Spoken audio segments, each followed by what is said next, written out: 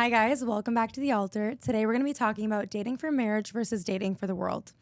Dating can feel confusing. Is it about fun, companionship, or finding your forever?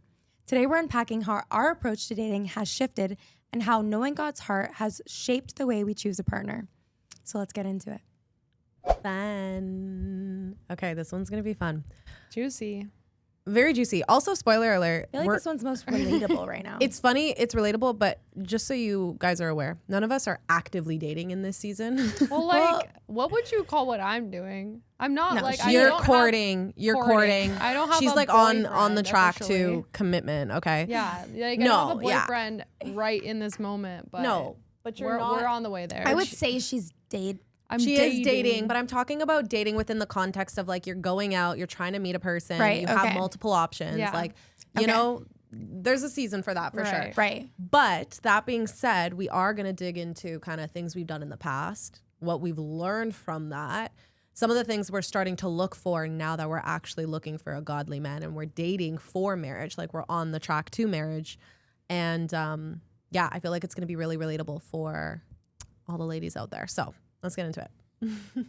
So, what did you guys used to look for when you were dating? Like, what was the criteria for a man that you would want to get to know more? This one makes me laugh because sometimes I don't even know if I was looking. I think I just, the attention that I got, and if I was attracted to the person, I'm like, okay, let's see how this goes. Like, it's like not going into it with a criteria, but more so going into it with like, okay, I'm interested in you. Let's see how this goes. Right. So your criteria was chemistry. Yeah. Right. Yeah. It's chemistry. Yeah.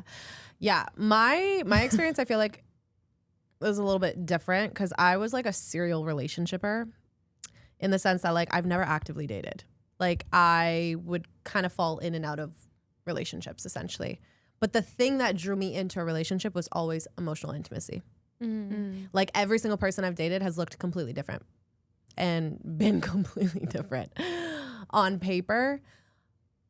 However, it wasn't until my last relationship, I would say, that I started having more honest, hard conversations about the future, compatibility. Like it was still the same flavor of like, okay, maybe I wasn't looking for like attraction per se. Like I wasn't going off of chemistry in that sense, but if there was a strong like emotional connection, then it was just enough for me to kind of go all the way into commitment. Like there was a quickness into how fast I moved into a relationship. You're a sapiosexual. Oh, 100%. I What want is to know that? your mind. It's like I am so attracted to your mind and the way that you think about the world. Okay. Yeah. Yeah, 100%. Like if we can have good conversation and it drops me into my heart, I'm like, we're clicking. There's something happening. And again, I would say like on some level that's great because I very quickly get to know people at a level of depth that I think most people don't. But the capacity for having harder conversations around compatibility, the future, and really getting to know where someone's value system is, that was never something that I was like the greatest at earlier on or didn't really have a lot of pacing around, I would say. Yeah.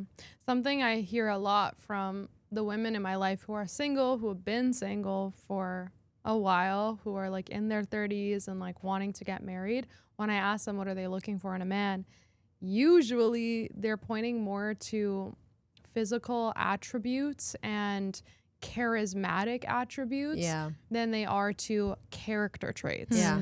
So something I hear people say, or the women in my life say, is like, well, I have to be wildly attracted to him. Like he has to be like just 6 foot, built, absolutely gorgeous. He has to be making more money than me and want to provide for me. He has to be, we have to just have that like fire and that passion and that chemistry. This is verbatim what I hear women say. Yeah. And like, it's a joke in our society, the whole like 6'5", blue eyes, finance boy. But this is what's shaping our culture. Definitely. And this is actually what women are going out there seeking and is delivering them into the hands of narcissists. Definitely. Straight up. And I could say that from personal Yeah.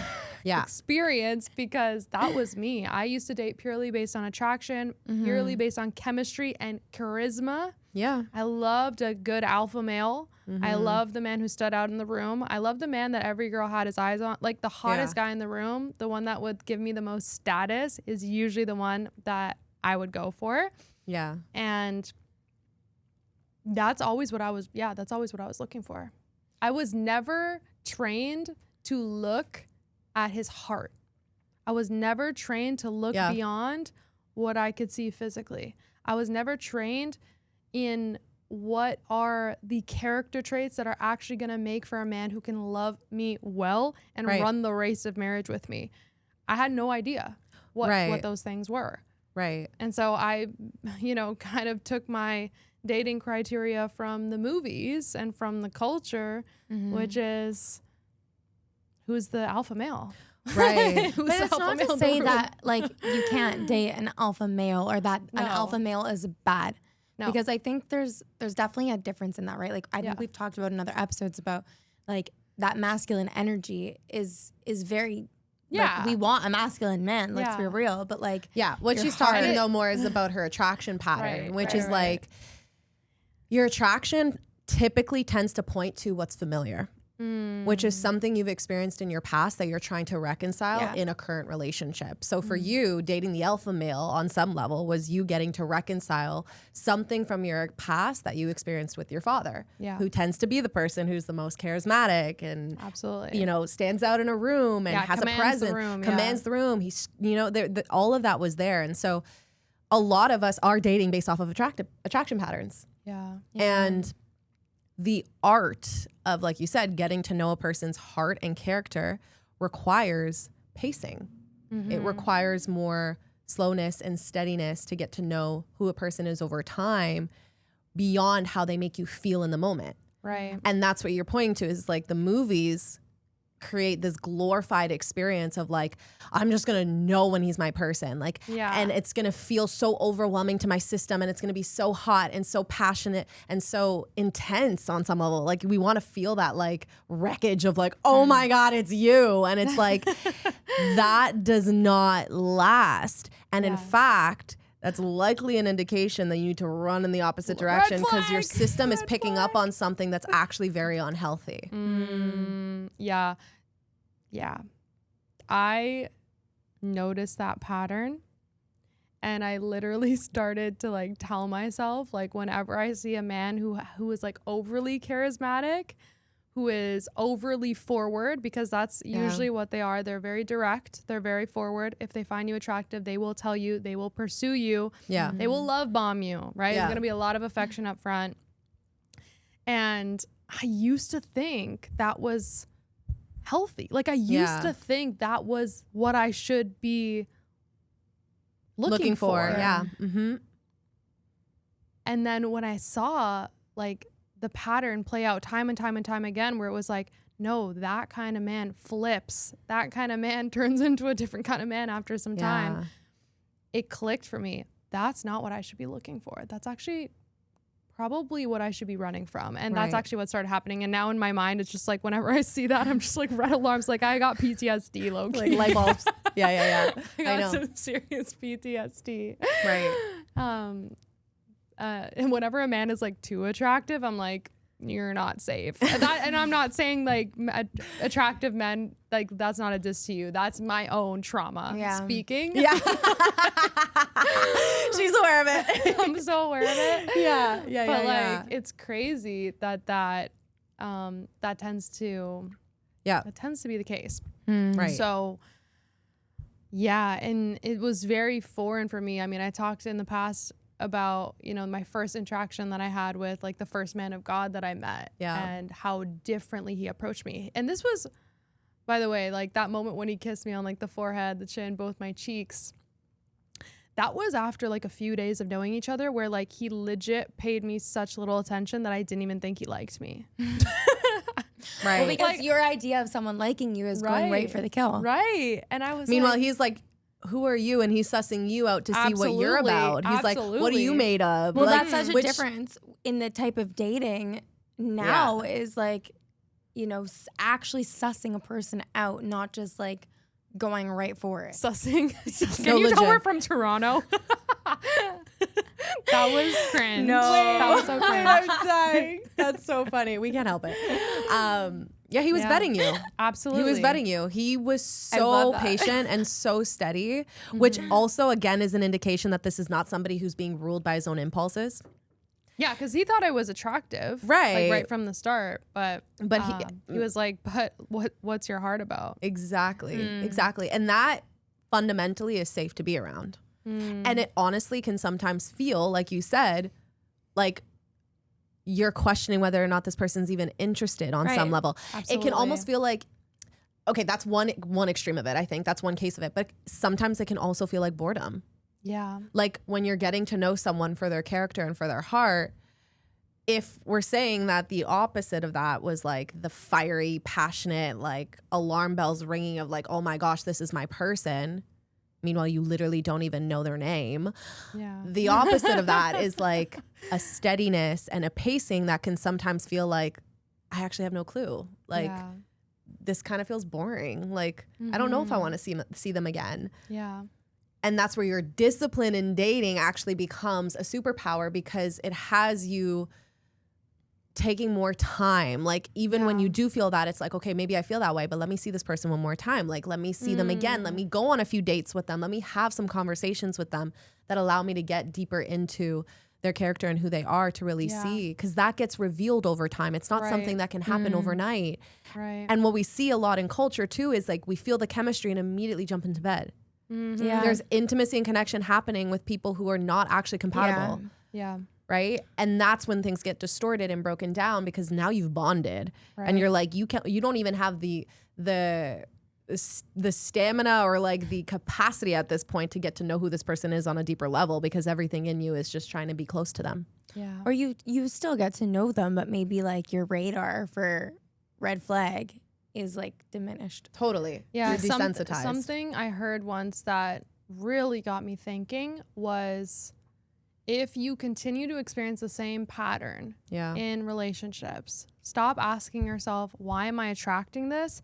And start asking yourself, why am I attracted to this? Yeah. Or why am I choosing this? Yeah. But beyond choosing, why am I attracted? Yeah. Why do I feel turned on by this? Why do I feel compelled towards this? Because that was me. I actually had to ask myself, like, why do I find myself more attracted to the sexual, flirtatious, charismatic man than I do to the quiet and gentle man? Right. You know, why do I feel like, that's boring, like that's vanilla, like whatever. And but when it comes to this guy over here, I just like can't help myself. I'm just drawn to him.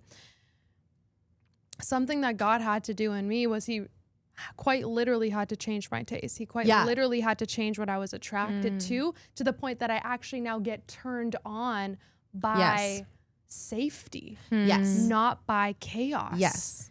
And that was like, that's been such one of the most beautiful gifts of giving my life to Jesus, honestly, is that I actually experience turn on from emotional intimacy, which, you know, part of my history of having the addiction with pornography and masturbation is that I wired myself to only be turned on by that very like animalistic sexuality. Right. And so to actually have now like the idea of sweetness and innocence and emotional depth and safety being where I find myself actually turned on, like I just feel like that's such a miracle and like such a testimony, and I just want to say thank you, Jesus, for that. That's where God does I know the there's a work. lot of people who struggle with that. Yeah. I think that's exactly like where, I mean, we need God for so many reasons, but that's one way where it's like, we don't have to do this without him. Right. Yeah. Like we don't have to change our desire on our own. Yep. We ask God to change my heart, like change my heart posture about this.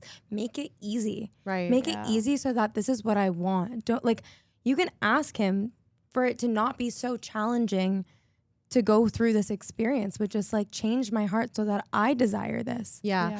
I actually started praying and asking God to increase my appetite for the things that are of him and to increase my aversion to anything that is not of and him. watch things change. And the thing is, like, I advise every woman who's dating to do just that, because what you're asking for is discernment. Dating is a game of discernment.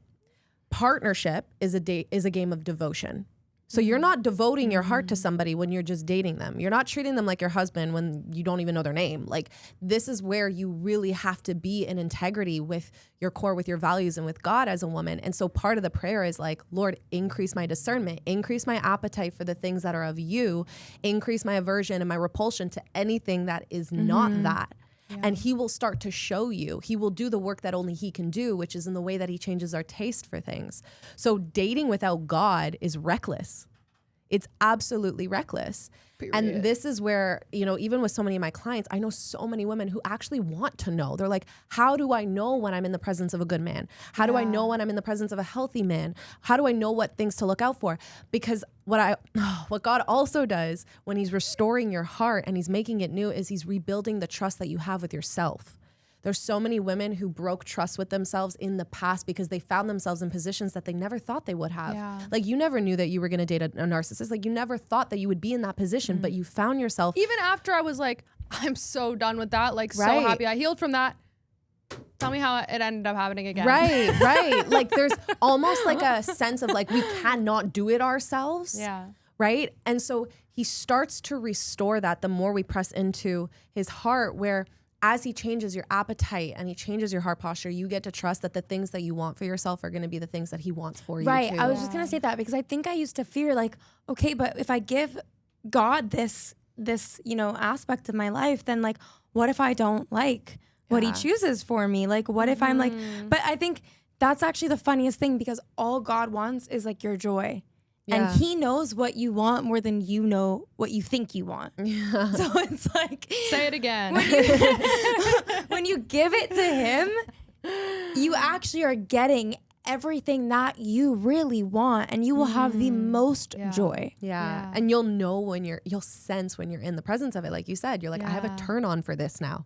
I have a turn on for safety. I have a turn on for discipline. I'm more turned on by a man who's like leaning back and vetting me right now than I am from a man who's actively pursuing me. There's something about that. Yeah. And we're talking about, this is like right at the beginning. Yes. You know, obviously pursuit and being chosen by a man who is not confused about what he wants with you and is very intentional about dating you is very attractive. Right. But we're talking about like at the very beginning, like when you're first meeting. Right. If he comes on too strong, too fast, red flag. Yeah, he doesn't know you enough to know if he likes you. No. Like, if a man is literally telling you he loves you from the first date, or he's making it seem like he's already invested, question him about that, because he doesn't know anything about your character. He hasn't seen your blind spots.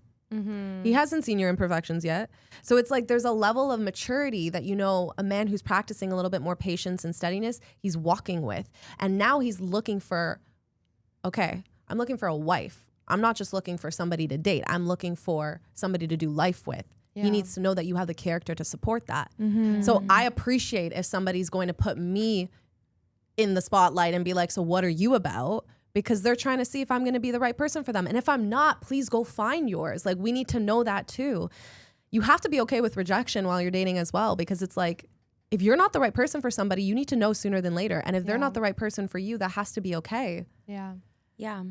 So do with that what you will. Okay, now what do you say when people are like, you know, you've started dating, you really like somebody, and you're like discerning now, okay, is this somebody that I want to continue with? You know, you're kind of like at that bridge point where you're deciding either, you know, we've gotten to know each other on a more surface level, and we're deciding, do we want to dive in? Do we want to like make this a commitment and see out, like be in relationship now? Yeah. What do you guys think are, for you, what's the sign of like it's time to move into that phase? I know it might be hard to answer. I'm like, I don't know if I have the answer for that yet, because I haven't dated with Jesus in the center of my relationships yet. So I really don't have an answer for that. But what I do say, if we're going into, you know, like what we're looking for now, dating with the perspective that we have now, is first and foremost,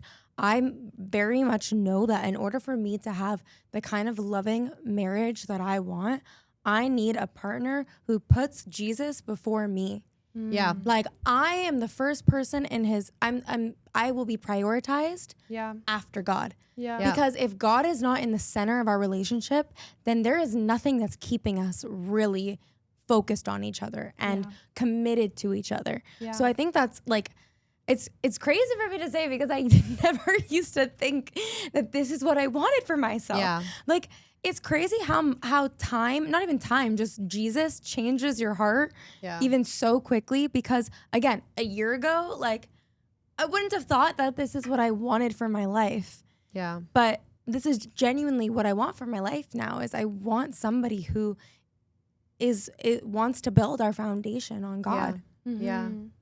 And why is that such a non-negotiable for you? Because I can't do life without God. And how can I rely on a person that also doesn't seek God for help, for strength? Yeah. Like life is hard. Life is not easy. It's so challenging. Yeah. And sometimes your partner isn't going to be the person that's going to be able to hold you up. Yeah. You need strength from something else. And God is who, and also if we think about it, as a woman, my husband is my protector, right? Yeah. Like they are meant to be our protectors. That is true. We are meant to be cared for in that way. We are not meant to be the protectors of our husbands. But then who's watching our husband? I need my husband to know that he has a father that is watching him and cares for him. Because if he doesn't know that, then there's no humility there. And there's no sense of relaxation and surrender. And I think that's one of the most attractive things about a man. Yeah, that's so good. It's like I can't be my husband's cover and shield. Like he needs God for that. Yeah. Like you can't. What happens when you have children? Like it biologically does not make sense. I will not be able to cover my husband that way. I can cover him in prayer. In prayer, but I I'll can't. cover you in You know, prayer. like it's true. It's true. And it's like you will lead well when you're able to submit. And I want my husband to be able to lead us, to lead our family, to lead me in the direction that we're moving in. Yeah. But there's just so much there in terms of knowing that like marriage is hard. And when you go through those challenges, there's got to be something stronger than just the two of you that's actually allowing you to go through it and to give you the endurance and the strength that you need to see it through. I would say I think that's one quality about a man that I'm searching for, and I think is such a green flag, is if they know that, like, if they don't have this image that it has to be perfect in order for the relationship to work. I think so many men are going into it, and it's a very avoidant behavior, going into a relationship where if it's not their perfect person, if things women do it more than men, to be honest. True. If it's Let's not, be real. If it's not easy, if it doesn't flow nicely, if we're having arguments too early, then this isn't for me. I can't do this. Where, like, choosing to be with somebody it's a choice, and you have to continuously choose each other and know that that's part of the relationship. Can I just say something? So this is just like thoughts I've been having, because right now hearing you say it's gonna be hard sometimes is crazy, because a year ago you were like, I don't think it needs to be hard. Like I don't think my life needs to be hard. Yeah, I feel like you were kind of in this like you were kind of in I think but your approach, your attitude towards life is just like, God's got me and everything's gonna flow and like be easy, relatively easy. And like you didn't used to really, I was like, yeah, suffering happens, but like not me. Like I don't need to suffer. Right. You know, like I'm gonna have an aligned and inflow kind of life, right? And I think when you're with the right partner, everything is just gonna move I think I've easily. just experienced so much suffering. Right. So you've gotten humbled in that sense, but also what I think happens, you know, people have been talking a lot about why so many people are like going from New Age to Christianity. My subtle theory about why this is happening is it's really our generation who we're reaching our mid-20s and we're starting to realize we don't have as much control over the world as we thought we did. Period. That there's actually so much that's outside of our control. The that there's bubble is actually- being popped. The bubble is being popped. It's true. And that view that we had that we are the creators of our reality is bringing the getting newer. challenged because Right. what? I'm sorry. Like, the absolutely responsibility not. that you have to like say that I'm the creator of my reality, like that's responsibility is so overwhelming. We're not denying the fact that you have autonomy over your human experience. Yes. Like, of course, like you have free will, you're going to make decisions. That's going Right. to lead to results. Yes. But there's so much beyond our control. Right. There is an inevitable aspect of life that is suffering. Right. And when you're hit with that reality, it starts to break down a lot of your existing worldview. And then you go to Christianity and you realize, oh, they don't hide from that. And they're equipping us for that. Right. And so now, even as we're looking at dating, how does that affect our approach to dating? We're not looking for perfection. No. We're not looking for somebody that we just like perfect match, like a little puzzle piece.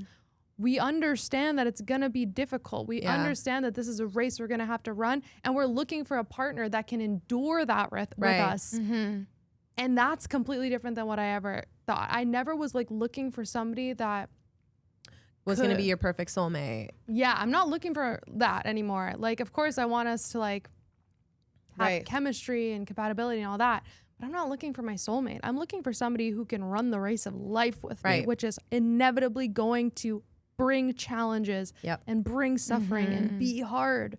Totally. And that's a completely different lens when you're picking a partner. Right. Now, the flip side of that too, if you're somebody who's actually dating for marriage and getting prepared for that, is asking yourself the question, where are you running away from the hard things right now? Because the same way that you're looking for somebody who has the character to be able to endure that, to run that race with you, God's trying to build yours. So if we're constantly needing things to feel good and easy all the time, we're depriving ourselves of the real development and maturity that comes from going through the hard. The hard is not bad. It's raw materials. It's ingredients that God gets to use to shape your character in a new way. And so part of that too, like to answer your question before where you were like, you know, what would you say to somebody who is like trying to decide when's the right time to like step into that, you know, official commitment phase? I agree with what Savannah said, where it's like, that is between you and God. Like that's where your discernment gets to come through. That's your own relational maturity in terms of actually understanding, are we ready to go there? You have to walk that path. And also if you're somebody who hasn't had a good track record with dating in the past, and you don't really know what to look for, or you're doing this with God for the first time, you're doing this with Jesus for the first time, give yourself 90 days minimum. Like create a container, like a 90-day container for yourself where you know you're stepping into this and you're like, doesn't matter if I like this person, doesn't matter if I already know they're my husband, doesn't matter what it is, I'm gonna commit to these 90 days to just practice showing up in a new way and having the stamina and the endurance and the discipline to be able to see this through over a longer period of time. Yeah. Like, do it differently. At what point are you guys having conversations about the future? Right from the start. Right from the start. You're having those hard conversations. That's something that like I've never experienced in a relationship before. Yeah. But I want so badly. Yeah. And sometimes I'm like, I don't know if I, like, again, I haven't dated with God in my heart. So I don't know what it's going to be like moving forward. So I can't say that, but like, I would love to be that person that is able to, you know, speak in that way and ask those questions. And I mean, even more so, I'd love the partner that I'm with to come from that same perspective and even guide those conversations, because I'm an open book. Like the second you ask me those questions, like my heart is so wide open and like ready to share and to be vulnerable. But sometimes I have a hard time, like, that's where I that. think God's asking women to be more brave right now. Is they're waiting for men to pull them out of their own hiding. Yeah. And you just got to be willing to be like, here's what I'm about. Tell me what you think about this. Especially when you're dating somebody, you literally, like, not in these terms, but like you don't owe them anything. What I mean by that is like, if it doesn't work out, it doesn't work out. You're not actually committed to each other yet. So be willing to have those more tender, hard conversations right from the start. One of the first things that I would communicate to someone that I'm dating is I'm waiting for marriage. I think that's also what do you feel about that? That's the difference with dating for marriage versus dating for the world, because I find when your perspective is, you know, dating for the world, dating, just seeing it out, you want to be liked. Yeah, 100%. Everybody wants to be liked and chosen. chosen. So we're gonna like reframe how we go about talking to somebody, and we might hold back on some things because, oh, that's too early to say that, or what are they going to think of me? I want them to like me first. Play the game a little bit. No, it's, you know what it is? It's like, I want them to like me before I tell them the hard stuff. Because then when I tell them the hard stuff, then they'll maybe stay. Yeah.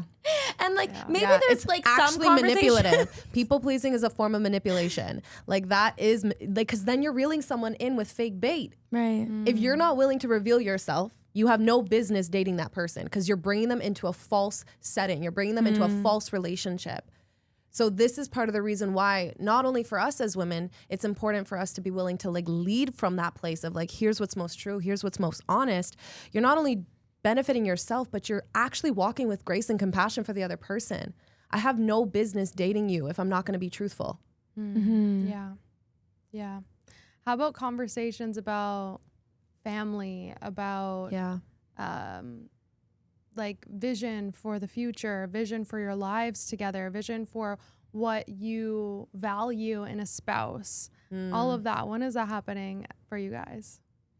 Well, when do you think it's going to happen, or like when would you want that to happen? I think, honestly, again, I think I just like, I pray that the Holy Spirit will guide me through these conversations because I feel like I haven't always built my strength in like leading those conversations. Yeah.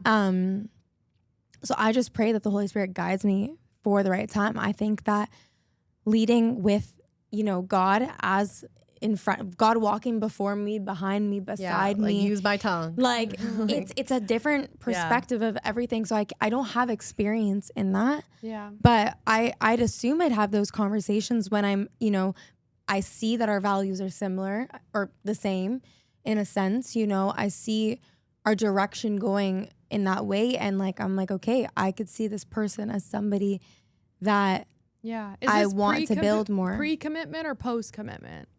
I feel like there's got to be some conversations happening. Yeah, I was like, I think there has to you be have to know some that you're at least walking in the same direction. Like for instance, you want kids, great. Right. You want to be a father, you want marriage. Like those things are like, it's conditional. Like going into the next date is obviously going to be dependent on that. Yeah. I think where I'm curious is more so in the sense of like, at what point do you find out that this other person is dating for marriage and that you're dating for marriage? Because like what we see right now in the culture is like dating apps. Like everyone's on the apps and it's no one's taking it seriously because no one actually has faith in it. They're like, everybody's out here just trying to hook up. Like nobody wants to actually take you on a date. Like I just have so many friends who completely have no belief and faith in the purpose of the apps. I'm not on there myself, so I literally don't know. But I'm curious, like at what point, because ideally the person you're going on a date with, they're also somebody who's dating for marriage. Yeah. Which means like you would have to have that conversation from the start. Because I think if that's they're one of the not, first conversations like, you you have to have. be like, sorry, we're not a right fit for each other. Yeah. Right? So like I'm like ideal circumstance would be like at least you know that we're both dating for marriage, and then it's like now it just gets to be an exploration of, do we share the same vision? Yeah. What do we want for each other? What are we wanting to give to this experience, you know? And that to me feels a little bit more in integrity in terms of how you go about that dating process. I think where it gets hard is if you're on the date with somebody who is literally not looking for anything serious, and right then and there you have to be like, thank you for your time, but no. But I think that's actually how it needs to be, because honestly, from what I've learned from just my own experiences, if they're not dating for marriage, then the level of commitment that they bring to the relationship is just not going to be the same. No. But what if you're like, but maybe he'll get there like while we're dating? No, I'm not. That's He not has to know that attractive. I'm not interested. But he has to know that he at least wants it. Yeah. He has to know that he wants it. Maybe he's not there at the time. Like he's not proposing to you within the next 3 months. Yeah. But he has to know that that's part of his vision. Yeah, exactly. And that Because like dating you, pursuing you could very well lead to Yeah. that. Exactly. Exactly. That's what I mean. Yeah. Yeah, I would agree with that. And I think when it comes to like alignment on vision, something that's been really surprising to me, I don't know if this is just a woman thing, but I feel like when we become emotionally involved with a man and we start to actually fall in love with a man, your vision kind of shifts your vision gets more flexible. Yeah, 100%. Because like when I was Definitely on my own, I was single and like kind of, you know, in my more hyper independent boss girl, this is what I want, this is my vision, this is the kind of house I'm gonna have, this is where I'm gonna live, XYZ. I had my vision, like it was very fixed. Yeah. And it didn't take into mind another person. It was just kind of like, oh, well, I'll just meet someone and date somebody who has that vision too. Right. That's compatibility for you. Mm-hmm. Yeah. Right. And if they don't have that vision, then it's just not going to work. Yeah. But again, it's like, not saying that's not important, but it's like in the level of priority, Yep. what's more important? That person's heart and that person's character and how well they're going to be able to love me and run the race of marriage with me. Yeah.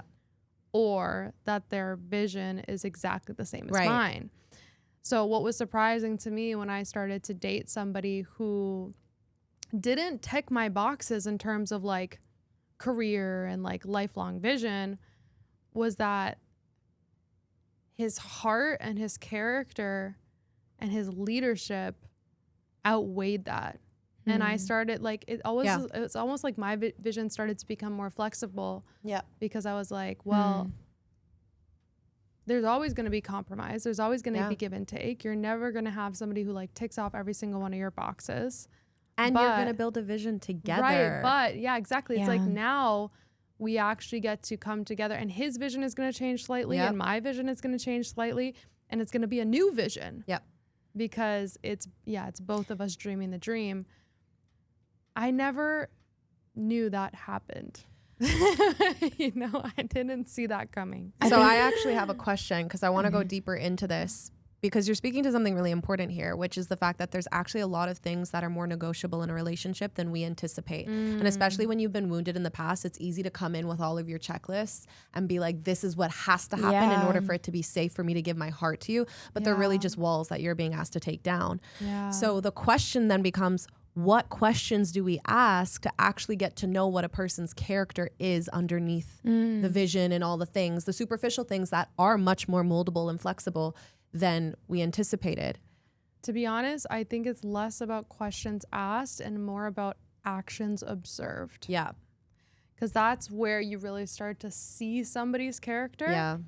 And that's honestly what's allowed me to like fall in love with somebody's heart and somebody's character. It hasn't been their words, it's been seeing their actions. Right. Which is why it needs to happen over time. Exactly. To go back to the 90-day period. Like this is just like an arbitrary number, but there needs to be a length of time because you can only see a person's character through repeatable actions. Yeah. Like there has to be a pattern that you're observing over time. It's going to become very clear what they stand for and who they are as an individual by looking at those patterns. And it is much more subtle. It's not in the things that they say, but it is how they show up for sure. Yeah, exactly. So 3 dates is not enough. No, It's not. it's not enough. It's not enough. I think if you know for a fact that you guys are both on the same page about getting married, you're both on the same page about having kids, like that part of the vision is clear. Yeah. Then you start to really pursue getting to know that person's heart and that person's character. Yeah. And see how, as that unfolds, do they show themselves to be the kind of man who can actually run the race of marriage with you, which we're going to share some green flags in this episode. I have some written down. So things that you want to look for and the observable character traits that you can start to see. And then I think from that point, that's where actual genuine love, like pure love, like godly love starts to form. Right. Because it's not based on anything that person's giving to you. It's truly based on like who they are. Yeah. And yeah, I think the more that starts to bloom, the more you start to be able to mold your vision to the one that you guys are both going to be able to create together. So yeah, it's like what you said, like the things that we think are non-negotiable, they're actually more walls that are trying to protect us than things that are actually important. And the more, and this isn't even just coming from my own experience, like I have asked these questions to married couples, like people who have been married for 30 plus years, and they have all said, they're like, she wasn't the person she is today. Right. In the sense of like what she wanted and the career path she had, those more superficial things. When we got together, but her heart was the same and her values were the same and her character was the same, and it's just strengthened over time. Exactly. You know, but all those other parts of life, they can shift and they can change. I have a question about this because I think, like I've said it myself, right? Like I want to date somebody who's Christian. Yeah. But there are so many circumstances where one person goes into it maybe open and becomes Christian or is Christian. Mm-hmm. You know, they do believe, and the other is like kind of iffy about it, but then eventually they grow together. I have some things to say. Yeah, I know. I was going to ask you. I think you definitely have some things to say. Yeah. They grow together in it, and that relationship ends up being so beautiful. So it's like, where does the line, or maybe there's not a line, but where's the discernment in this when you're choosing a partner and they're not there yet? Yeah. I think it becomes a lot more clear when you understand that you're dating for marriage. That was hard for me in my last relationship because I was dating a man who in a lot of ways reflected a lot of the same values that I have, and in so many ways reflects the heart of Jesus. And there were other areas where not so much. And I wasn't nearly as convicted in my walk as I am now. When we first got together, there was a lot more openness and more curiosity. And things that I had to wrestle with for myself and my own experience to develop my maturity as a woman to be able to be like, yes, absolutely yes, and absolutely no to these things. The posture that I hold right now for myself, knowing that I'm single and I'm stepping into dating, is when you are dating, you have an opportunity to be much more discerning about who you choose to do that walk with. Yeah. Like if you're in a relationship with someone already and you came to Christ and you're now, you know, giving your heart to Jesus, and you love your person so much and you've been together, I feel like there's a lot more grace and nuance in those spaces for transformation to happen, where if you're on fire for the Lord and you're willing to walk that out in your relationship, I really do believe that there's spaces where the Lord is going to transform your partner's heart as well. Yeah. But if you're single right now and you're dating and your heart belongs entirely to God, know that if you step into a relationship with someone whose heart isn't there, you're going to be pulled away from him. Yeah, I think the prerequisite has to be that this relationship is not going to pull you into sin. Exactly. Like if you can date them and with confidence say that the relationship is not pulling you into sin. Right. Like for instance, then you can date them. Let's say you're about to date somebody and you know you're waiting for marriage. Yeah. And maybe they don't necessarily have the same intimacy and relationship with Jesus that you do. Yeah. But you know for a fact, you're like, I am dating for marriage. Or I'm sorry, I'm dating for marriage, but I'm waiting for marriage. Okay. Both things. And you share that with them and they're like, huh, that's actually really beautiful. I would love to do that walk with you. Like I would love to pursue that myself. It shows that they're willing. Yeah. There's a moldability there of like, there's a softening in their heart of like, I see that there's value in what you're pursuing and there's respect. I mean, that's what was the case for me. Yeah. Because when me and the man that I'm seeing, when we first dated 3 years ago, I was not a believer, but I had a very high level of respect for his beliefs. I could see the character it had shaped in him. True. I could see that he, you know, the abstinence was important to him, even though I didn't understand it. Right. And I had decided, I knew that going into a relationship with him was going to mean practicing abstinence. Right. You had a willing heart that and I God had a willing molded. heart. I had a willing heart. And here's the thing, you were seeking God before you were seeking Jesus. Like you were always seeking God. There was a level of like, I want to know God more than anything. That And it's really crazy too that like we broke up. I'm like, okay, I'm never going to love Jesus the way that you do. Right. Bye. And then Jesus captures my heart a year and a half later. Right. Yeah. Another almost year go by and then me and this person reconnect. And I just think that's also like how it's just a testimony of like how you can really trust God. Yeah, like absolutely. You can trust his He prepares plan. you. You can absolutely trust his plan. Like if you and somebody are gonna be together, if you're gonna walk that walk together, like that's God's gonna make a way. Yeah. Totally. I mean, I literally wrestled with this so much when I was putting down my last relationship. Like I genuinely was like I was like, do I stay and I pray? Like, is that the solution here? Is that something for me to pursue? But what I just kept coming back to over and over again was like, we're not married. Yeah. And were not that we weren't necessarily moving in that direction, but I could sense that there was more wiggle room in the sense of like the Lord was asking me to choose him first entirely, Yeah. and to see what work he does in my life and his life. And if there is a pathway where we do return to each other, it will be because both of our hearts belong to him. I would say right there, if you have to choose between God and your person, then that's a red flag right there, right? Yeah. It's like, Yeah, I think at this point in my journey, would not date somebody who is not Christian. No. I just wouldn't. Me neither. yeah, me neither. That conviction has become so strong. Yeah. Yeah, especially after having gone through the experience where I dated a man who in so many ways like was a beautiful human, Right. had a great heart, Yeah. had a beaubeautiful character, but his heart Yeah. did not belong to Jesus. Yeah. And I'm Right. like, if I'm going to put that down, I'm not even going to go anywhere near that again. Right. Like we're fully convicted and committed to. It very much changes what you look for, and even like your ability to say no to something that isn't, because I mean, I've experienced this as a woman who just, you know, wants to be wanted, right? Because how many of us want to be wanted? Yeah. And it's like when somebody's giving you that attention, you're like, oh, is this my person? Like, could this be something? Yeah. And it's like, maybe it's just chemistry, but it's like you want that because Yeah. it feels so good in that moment. Yeah. But And it feels so rare. Yeah. it does. It feels Feels rare rare. until you're the one that is vetting. Yeah. And when it doesn't work, because it's like, you know, when it's like, okay, for example, I changed my clothing. So like I stopped buying polyester clothes and I only buy cotton, linen, like just natural fiber clothing now.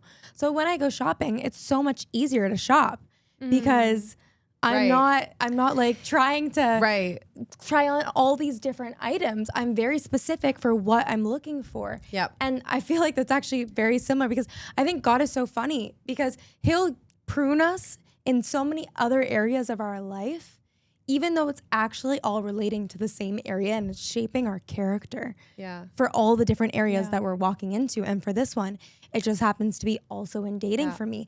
He's pruning the people that I'm actually looking for. Yeah. This is something I've said to many of my girlfriends and many of my clients. And this is especially true to our listeners, if you're a believer who's dating for marriage, you have to be okay with your dating pool shrinking. Yeah. Like you have to be okay with the options being limited. That's not a bad thing. That actually means you're becoming more selective, because you're no longer looking for many, you're looking for one. So you're going to go on dates and they're not going to be your person. And that's actually a good thing. It's a sign that you are getting more selective and you are getting closer to that one person. Your entire posture shifts as a woman. You're like, I am no longer looking for the attention of the masses. I'm looking for the gaze of one person, right? And that person's going to have to redirect my gaze from the one in order for me to notice him. So that's also another thing that I feel like I'm holding going into dating now, is the posture and the awareness that like I said, we've said this before, like I want a man who's chasing Jesus more than he's chasing me, but I also want my heart to be so close to God that he has to seek him out in order to find me. And it's okay if you're not there yet. Like, I think that's the biggest thing, is that you want it. Like, I don't know where I'm, like, obviously I can improve so much in my relationship with God and getting close and intimate with Jesus that I haven't, but I want that. I really want it. Yeah. Because there really is something about a man who is submitted to Jesus. There's something about a man who knows Jesus and wants to love the way that Jesus loves. Jesus is the standard for love. God is love. The way that he loved us is almost incomprehensible. He loves us. Yeah, I'm thinking Hard about to when he went to the understand. cross, but the way that he loves us continually to this day, it's almost incomprehensible. And when you know that kind of love, you want to love that way and want to be loved that way. So let's dive into some green flags, shall we? I'm so excited. She's got Get in her the list. notes. Ladies, this is recorded, so take notes. Green flags in men. Okay, I got a few written down. They're going to be really thought-provoking. I think you guys are going to like them. Okay, the first one. He likes women. not just loves women or adores women or worships women. He likes women and values womanhood and motherhood. That means he appreciates the differences that being a woman brings and recognizes those differences as complementary to his own nature. And he wants to learn about how you two can work in harmony. I kind of love this because I think it so much goes to even like as a woman, our cycle. Like, you know what I mean? Like we have such different cycles as men. Men go through a cycle in one day. We go through a cycle in a month. And our bodies change in that. Like to be support, like when I think about the person I'm with and the type of life we're going to have together, I sometimes I picture like, you know, having kids and like that feeling that love and just so supported in that journey as a woman, because it's like, you know what I mean? They won't be able to understand it, but if they try to, if they're like present for that. And I think that happens when, you know, what you said. It's that aspect of our nature. It's the fact that we have more of a diffuse awareness, which means we think about many things and are aware of many things at a time, versus they have single pointed focus. So we can appear to be more scattered, but we're not actually more scattered. It's just the way that our brain works. We can appear to be more emotional, more reactive, but that's actually not a weakness of ours. It's a strength. You need to find a man who understands that being a woman is fundamentally different than being a man, and he doesn't hate you for that. He doesn't make you wrong for that. The way that he I'm also appreciates that in you. The way that I'm also thinking about that is the flip side of green flag, and a woman who's actually ready for marriage is you understand fundamentally as a woman you are different than a man, and you don't disrespect them for that. Yeah, honestly, these green flags apply to men and women. Right? Like actually loving, honoring, respecting men for the qualities and the differences that they bring to the table, rather than expecting them to show up the way that we do as women. There's so much there in terms of really, like you said, understanding that we are complementary in our differences. And that's relearning a lot of things, because we're not taught the differences between men and women and how to navigate that. We're really not. No, that should be like primary school. We had a whole education. other episode for that one. We gotta have. Yeah, this is true. These are really, I think, green flags in men, but qualities that anyone can look for, man or woman, in a partner who can run the race of marriage with them. Qualities to develop in yourself if you're even noticing there's something that you're a little bit weaker in. It's like that's an opportunity for you to really work with God on developing your character further for it. Okay, the next one is they value family. They are not just words that he says. You regularly see him go out of his way for his family and put his family before himself. And this is key. That's without feeling resentful about it. Because I know so many men who are like, I do so much for my family, and they hate it. They're so resentful about the fact that they have to be that provider.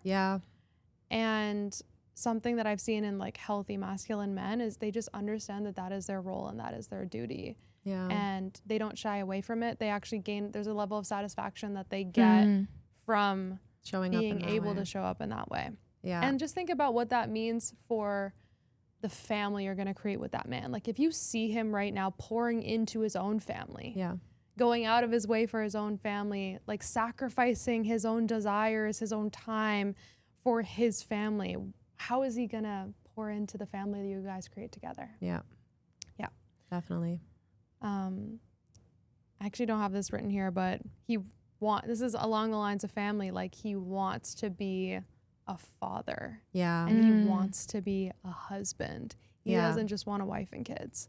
You know, we've heard that said before, cool. But I think you can tell that in the way that a man interacts with children.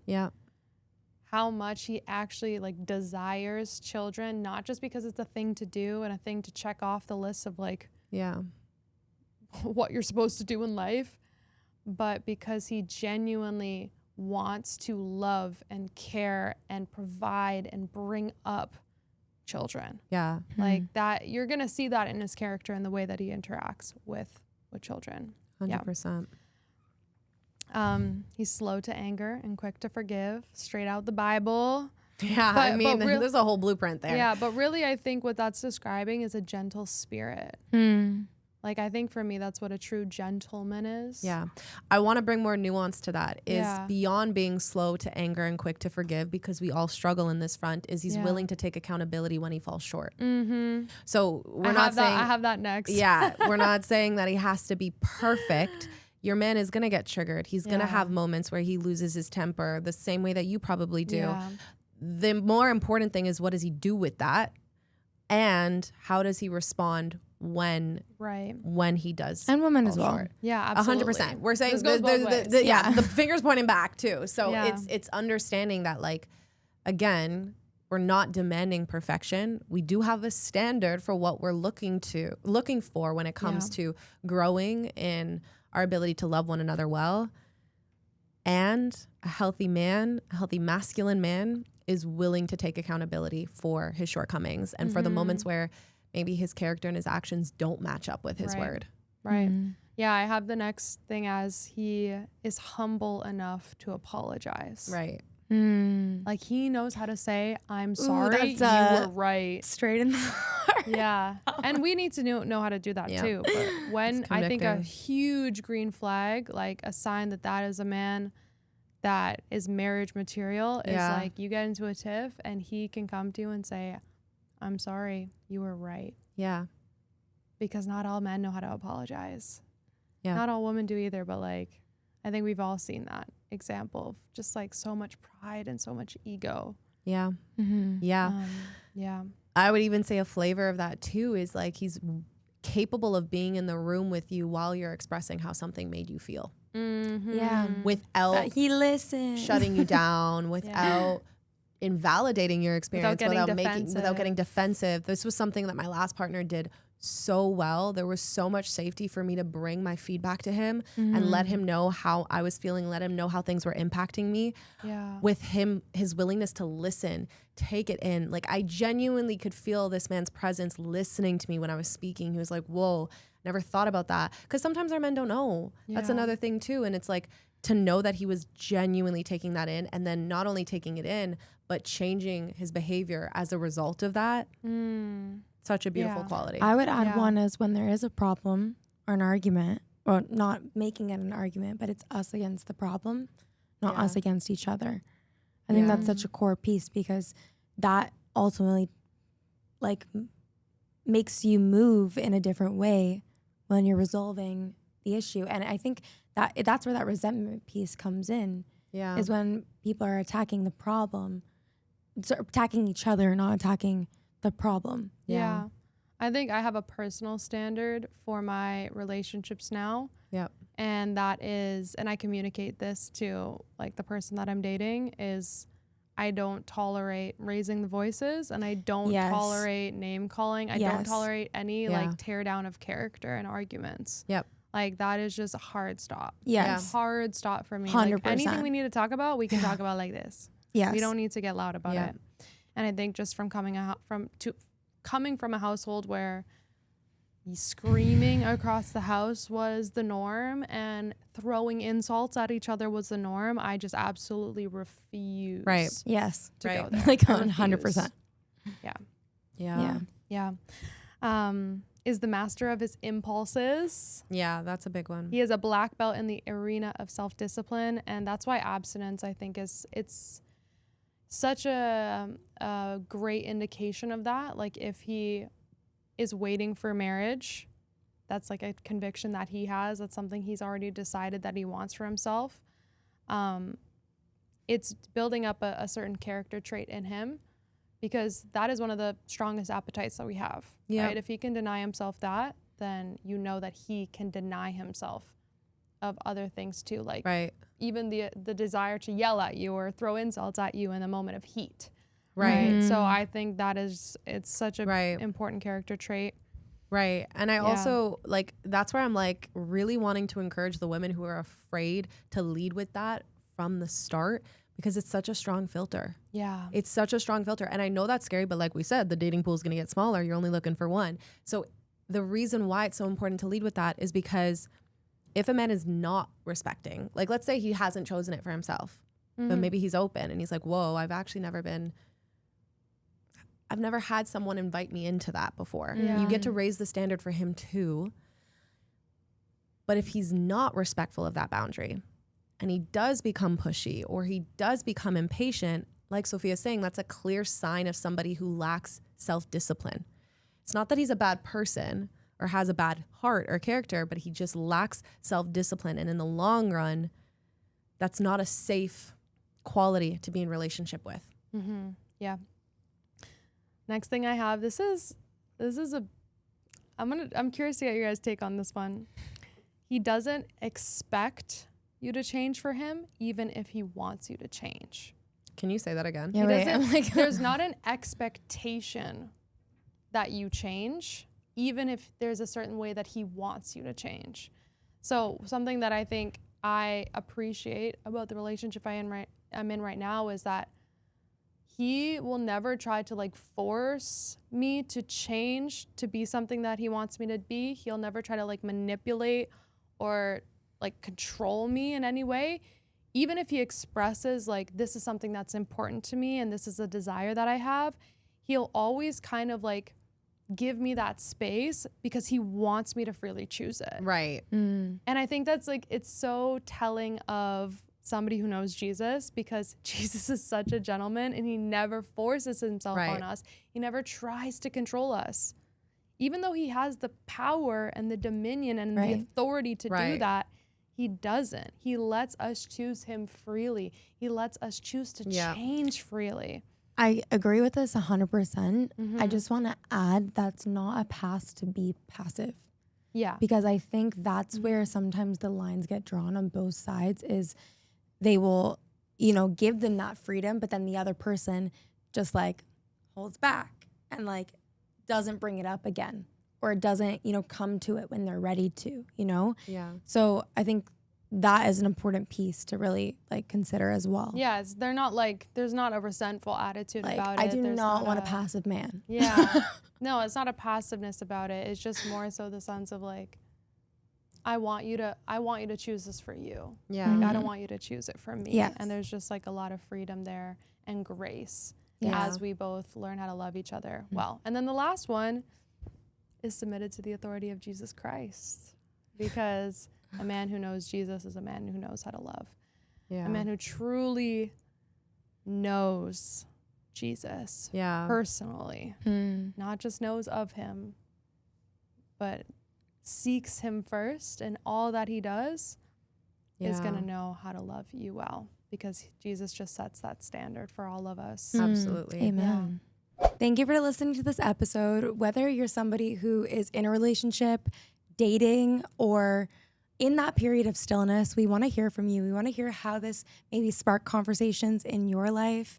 And we just want you to be part of this table that we're at. So let us know how you're feeling. Leave a DM, a comment, and we are so excited to see you back at the altar.